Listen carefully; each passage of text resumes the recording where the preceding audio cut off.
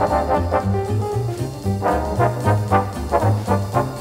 the novel opens in the Old Bailey, the Central Criminal Court, and it's across the road from Snow Hill Police Station, which is where Matt Turner, one of the main characters, is stationed. St Sepulchre's Church, which is where the climactic scene is just round the corner as well. So it all takes place in a very small area. This is the back of the police station. It faces onto Cock Lane, which is the site of London's first red light district. Its most famous ghost was called Scratching Fanny. People might not recognise certain street names today. Those street names did exist in the 1930s.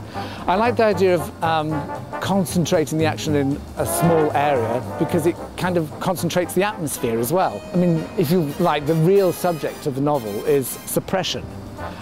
People couldn't say what they really felt, and they couldn't do what they really wanted to do, and they couldn't go where they wanted to go. And you know, to set all that within a sort of restricted space sort of added to it. A friend told me, the germ of the story, his father was a policeman in the City of London during the 1930s, based at Snow Hill.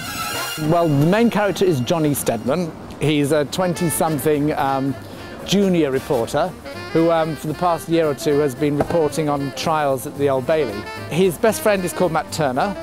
They've known each other since they were 4. They grew up in the back streets of Islington. And Matt is a constable at Snow Hill Police Station.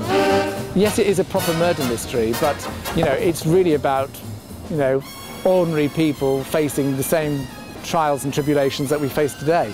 I think that human nature doesn't actually change that much. I mean, Snow Hill is set in the 1930s, but what happens could still happen today.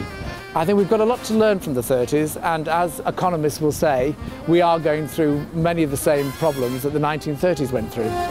Johnny loves Charles Dickens, and in that sense, I am rather like Johnny. His love of Dickens stems from the fact that, you know, Dickens is probably the greatest London novelist we've ever had. It's impossible to write about London without feeling Charles Dickens looking over your shoulder. I hope the issues raised do resonate today. I mean, human nature does not change. Or I don't think it has changed much. I think it's a constant throughout history.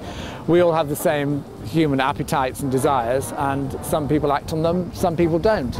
And in that respect, I think people will find it just as relevant today as it was in, say, the 1930s.